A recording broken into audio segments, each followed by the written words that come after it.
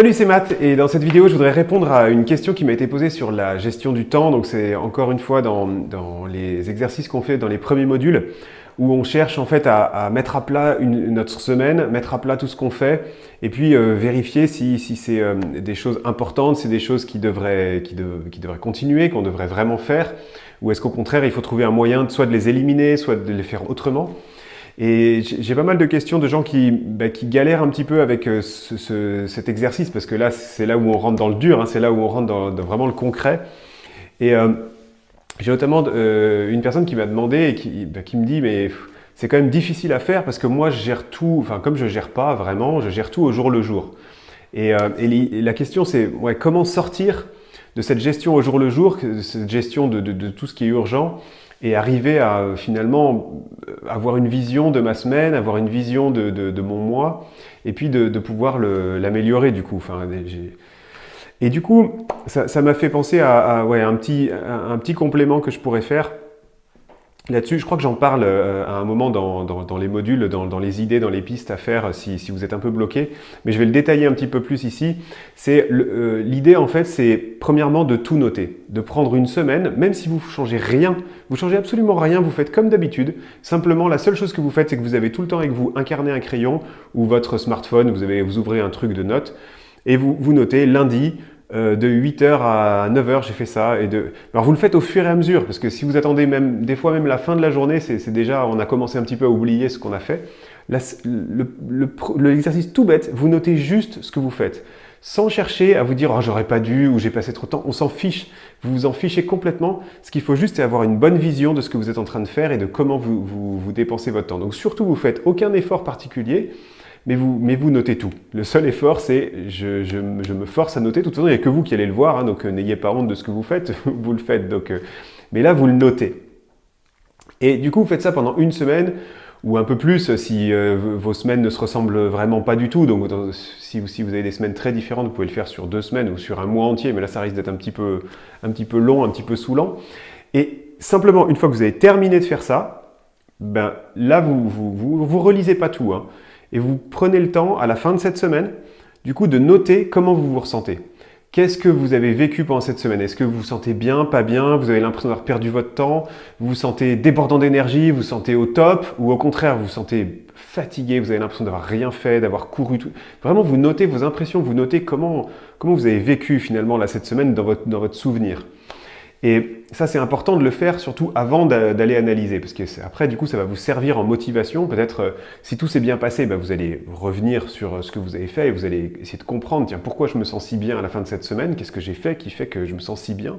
Ou à l'inverse, si vous vous sentez vraiment mal à la fin de cette semaine, là, vous allez trouver les réponses dans l'analyse. Donc, deuxième partie, maintenant, on analyse ce qu'on a fait de la semaine. Là, c'est facile, vous regroupez tout par catégorie.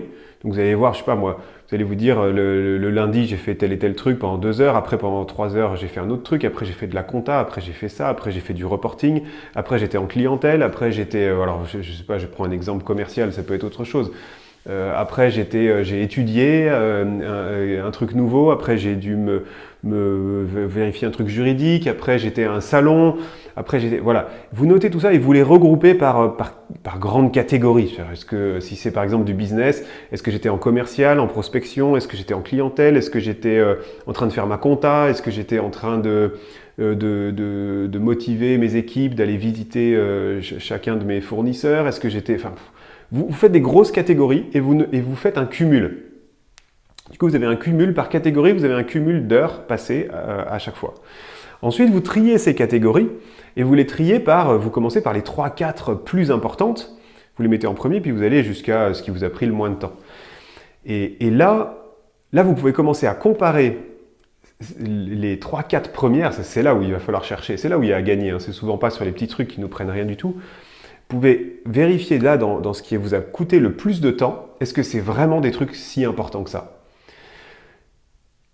Quelle est la valeur réelle de cet item, de ce truc-là? C'est-à-dire, est-ce que ça apporte de la valeur dans votre business, si vous êtes, même si vous êtes salarié? Est-ce que ça apporte de la valeur à l'entreprise? Est-ce que c'est vraiment fondamentalement ce que vous avez passé, là où vous avez passé le plus de temps, est-ce que c'est ça qui apporte vraiment de la valeur? Si vous êtes à votre compte, est-ce que fondamentalement, là où vous avez passé le plus de temps, c'est vraiment ça qui est la création de chiffre d'affaires et même de marge, parce que chiffre d'affaires, ça ne veut pas dire grand-chose en plus. Donc, et si vous êtes, je ne sais pas moi, votre action, elle est peut-être pas du tout commerciale, mais est-ce que ce à quoi vous passez le plus de temps, c'est ce qui vous rapproche le plus du véritable objectif de votre travail? Quel que soit le truc, même si votre travail c'est d'évangéliser, c'est d'aller parler de Dieu à des populations, ben finalement vous pouvez passer un temps incroyable à planifier le voyage, à chercher des fonds,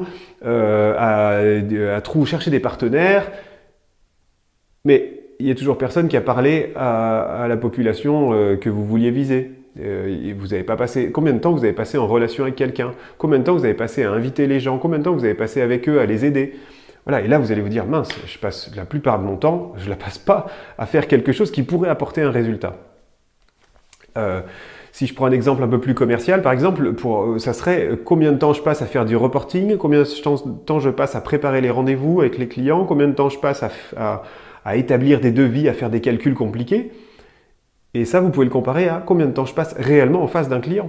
Combien de temps je passe à essayer de le convaincre? Combien de temps je passe à relancer mes clients, à les rappeler parce que j'ai une nouvelle occasion de contact et peut-être que cette fois ça va marcher? Combien de temps je passe à traiter les objections et à argumenter, à expliquer le bien fondé de la solution que je propose? Vous voyez, ça ne veut pas dire, alors attention, ça ne veut pas dire que le reste n'est pas nécessaire. Un missionnaire doit bien trouver des fonds, un missionnaire doit bien planifier un minimum ce qu'il va faire. Un commercial doit bien tenir un reporting parce que ça va l'aider aussi à analyser ce qu'il fait. Mais ça ne doit pas être ça qui prend le plus de temps. Je sais pas, j'espère que vous comprenez ce que je veux dire. C'est pas qu'il faut supprimer ces choses, mais il faut qu'elles restent encadrées dans un laps de temps qui est raisonnable. Je voudrais terminer avec encore deux notions de dépenses de temps qu'il faut bien séparer. Il y a un type de dépense de temps qui est en fait répétitif. C'est le truc que vous allez faire peut-être tous les lundis, tous les mardis, ou vous allez faire au moins 2 ou 3 fois tous les mois. C'est le truc répétitif que c'est pas possible de faire autrement. Vous pouvez pas l'automatiser, c'est compliqué à déléguer, c'est vraiment ce que vous pouvez créer. Ce que vous apportez réellement, il n'y a que vous qui pouvez le faire.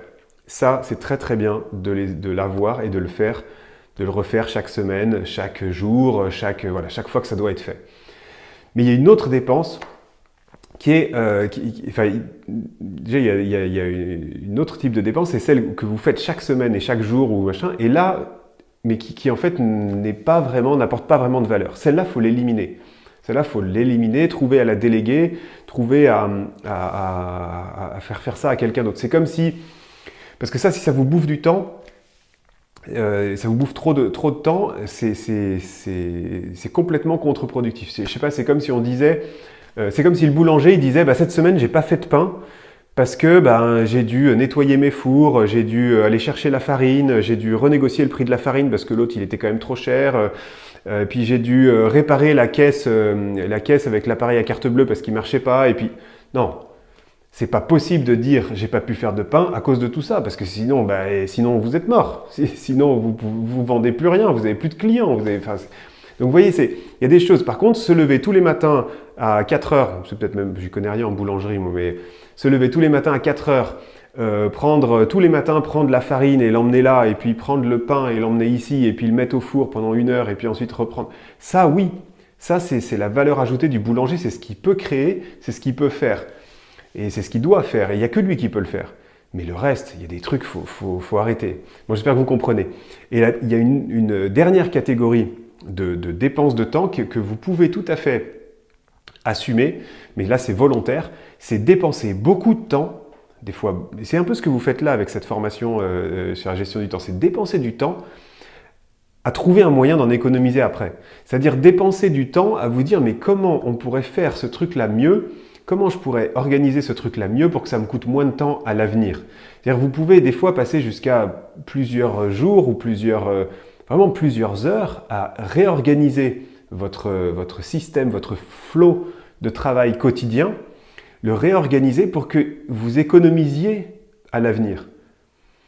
Je ne sais pas si je me fais bien comprendre, mais si je prends un exemple tout bête, si vous trouvez un moyen d'économiser 1 heure par jour sur vos jours de travail. C'est-à-dire j'enlève les week-ends, j'enlève les vacances. Prenons quelqu'un qui est salarié et qui a 5 semaines de vacances, en France en tout cas, qui a 5 semaines de vacances et qui travaille 5 jours par semaine.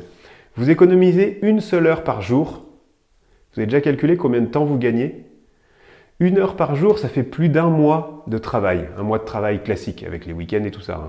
Un mois de travail classique.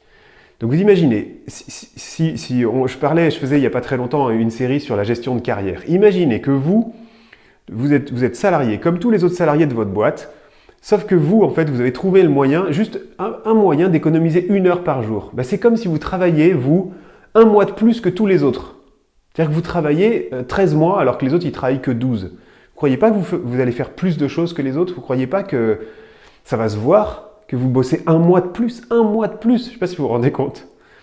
Mais 1 heure par jour, comme ça peut permettre du coup de faire des trucs incroyables. Enfin, de passer. Ça veut dire que vous allez, imaginez, cette heure-là, vous avez réussi à enlever 1 heure de compta, par exemple, par jour. Parce que la compta, faut bien la faire et tout, mais vous la faisiez et ça vous prenait un temps fou. Et cette heure-là de compta, vous avez réussi à la déléguer à quelqu'un d'autre, à la faire faire, à trouver un moyen, même si ça vous coûte un petit peu, mais vous occupez plus de cette heure-là. Et cette heure-là, vous l'investissez dans du temps en clientèle.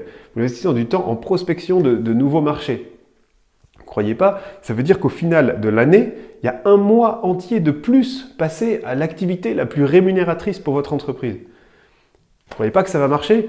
Mais vous faites pareil pour tous les autres domaines, hein, parce que là je prends beaucoup de commerce, mais vous faites pareil pour tous les autres domaines. Si vous passez 1 heure, vous avez 1 heure de plus par jour à faire ce qui est le plus important, vous avez déjà tout gagné. Donc j'espère que je vais m'arrêter là, j'espère que ça vous inspire. En tout cas, à prendre le temps de réfléchir à tout ça, à prendre le temps Oui, ça vaut le coup de prendre du temps, de prendre des après-midi des fois, à simplement réfléchir comment je peux améliorer le workflow, comment je peux améliorer la façon dont je travaille chaque jour pour faire ces petites économies-là. Mais ce n'est pas juste pour avoir plus de temps à rien faire, c'est pour remettre ce temps-là sur ce qui compte vraiment. Voilà, si vous n'êtes pas super à l'aise avec votre gestion du temps, que vous pensez qu'il faut aller plus loin, que voilà, c'est bien gentil, quelques petites vidéos comme ça, mais que vous avez envie d'une vraie méthode complète pour remettre tout à plat et prendre des bons concepts et surtout les mettre en pratique, j'ai fait une formation, un atelier complet là-dessus en 6 modules. Enfin, je ne vous fais pas de détails ici, vous avez un lien dans la description et vous avez une vidéo qui vous présente tout l'atelier. Donc n'hésitez pas à y aller, regardez si ça peut vous convenir. Il y a toute une description, je crois que j'en parle pendant au moins un quart d'heure ou 20 minutes, donc je vous laisse découvrir tout ça en dessous. Et moi, sinon, je vous dis à bientôt. J'espère que cette vidéo vous a inspiré, vous a encouragé, que ça vous fait du bien. Mon but, c'est de vous motiver, c'est de vous réveiller, c'est peut-être un peu de vous secouer des fois, pour que, voilà, comme moi j'en ai eu besoin et ça m'a fait vraiment du bien que certaines personnes, et pour moi, mais mis le doigt sur les choses qui ne vont pas. Et la vie change tellement quand on commence à comprendre qu'on peut faire des progrès. Et c'est vraiment ce que j'essaie de vous passer, de vous transmettre. On est des enfants de Dieu aimés et bénis et vous devez avoir ça en tête. Mais la grâce qui vous sauve, c'est aussi la grâce qui vous transforme. Et c'est la grâce qui veut vous transformer, qui veut vous rendre saint, vous rendre parfait. Vous l'êtes déjà.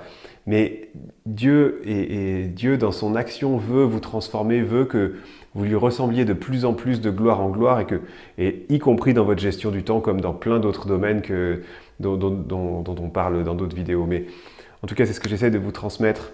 Dieu vous aime, vous êtes des enfants de Dieu aimés et bénis. Et la grâce qui vous sauve, c'est aussi celle qui vous transforme. À bientôt, ciao. Si tu aimes, clique sur j'aime, c'est la façon la plus simple de partager et d'inspirer d'autres personnes. Je t'invite aussi à t'abonner pour ne pas louper les prochains épisodes et pour oser changer tout ce qui doit changer dans ta vie. Tu peux aussi me retrouver sur entrepreneurchrétien.com pour plus d'outils et de ressources pour mettre tes talents en action pour la gloire de Dieu. Alors à bientôt.